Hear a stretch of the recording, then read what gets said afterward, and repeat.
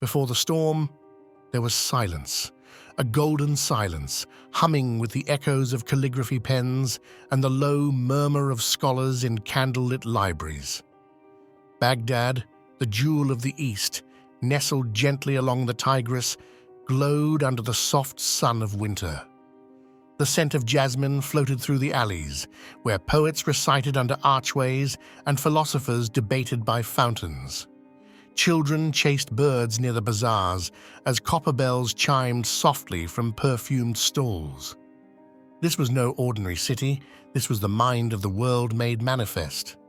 At its heart stood the round city, built by Caliph al-Mansur 5 centuries earlier, a circle of symmetry and sacred intention. 4 roads stretched outward like veins from the center, where the palace of the Caliph and the Grand Mosque stood as beacons of spiritual and civic power. And woven around it all, the Tigris flowed like a silver ribbon, bearing not just goods, but thought, scrolls from Greece, manuscripts from India, maps from China. Within the city thrived Beit al-Hikmah, the House of Wisdom. More than a library, it was a living soul of learning.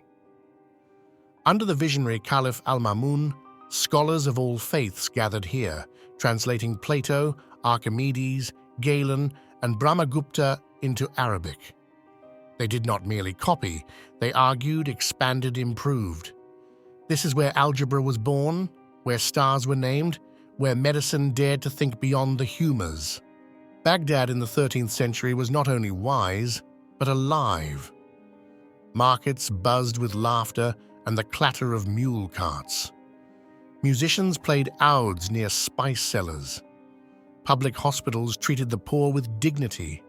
Women taught in universities. The city was a mosaic of Muslims, Christians, Jews, Persians, Turks, all woven into a harmony of coexistence. Lanterns lit the night in a golden hush, but beyond the Zagros Mountains, a tremor stirred. In the east, beneath the endless sky, rose a force that knew no walls, no cities, no fear. The Mongols, forged in frost and fire on the steppes of Asia, thundered westward under the command of Hulagu Khan, grandson of Genghis. They moved like a tide of steel and silence, swift and final. Hulagu was no brute. He was a tactician, a builder of empires, and a destroyer of those who refused him. His army was vast, 150,000 strong, not just Mongols, but Persians, Georgians, Chinese siege engineers, and Armenian archers. They moved with terrifying grace, cities falling like wheat before the scythe.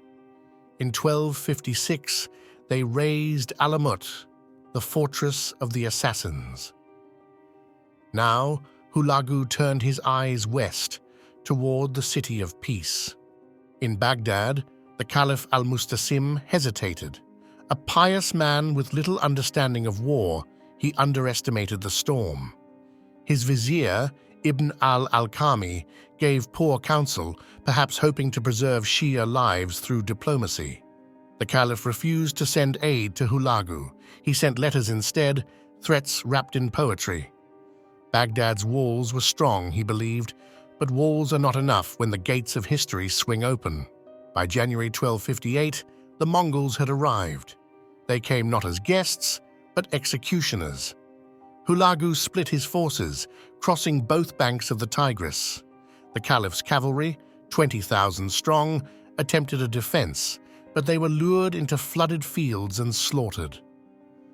The Mongols built siege ramps, dug trenches, and raised engines of destruction crafted by Chinese hands.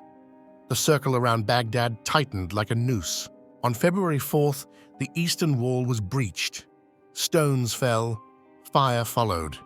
The Caliph pleaded, but it was too late. When 3,000 nobles tried to surrender, they were executed to send a message. On February 10th, the city officially fell. What happened next, no pen can fully describe. The Mongols entered not as conquerors, but as erasers. For 7 days, they unleashed terror. Scholars were slaughtered in their studies. Physicians were killed beside their patients. Mosques, markets, hospitals burned. Streets flowed with blood. Some say 200,000 died. Others claim 1 million. The river ran red first, then black, ink from the libraries thrown into the Tigris. The Caliph al-Musta'sim, once the commander of the faithful, was wrapped in a rug and trampled under horses. Mongol custom forbade royal blood from touching the earth, but his bloodline, his civilization, was already dust in the wind. They came for the House of Wisdom last. Manuscripts on medicine, astronomy, mathematics, literature, centuries of human thought were thrown into the river. Witnesses claimed the Tigris ran black with ink for days. It is said you could read poetry in the currents. The mind of the world had been drowned. Baghdad was not rebuilt in a day, nor in a decade, nor in a century. The irrigation systems were gone. The soil turned to dust.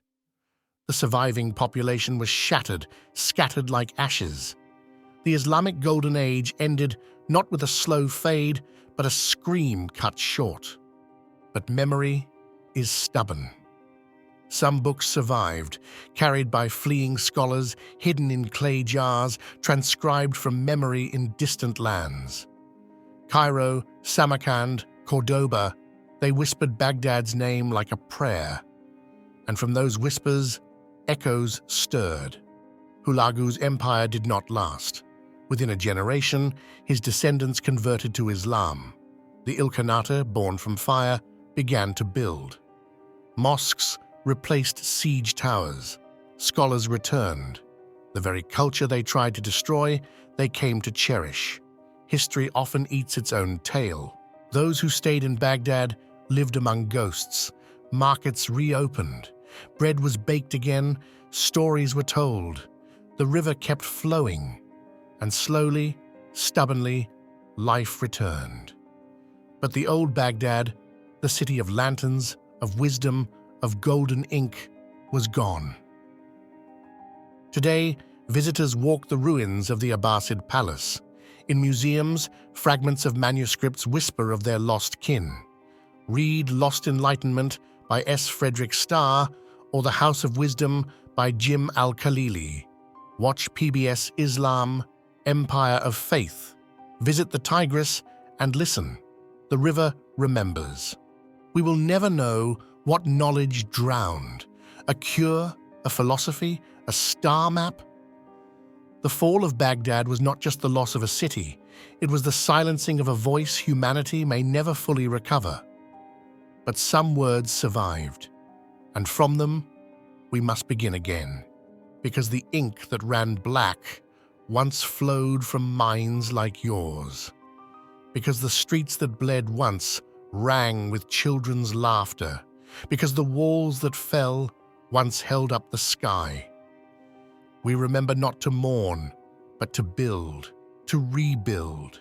If you believe stories like this deserve to live, to be told and retold, then let us keep the fire burning. Subscribe, share, and return here each week, because history is not ashes, it is ember, waiting for breath.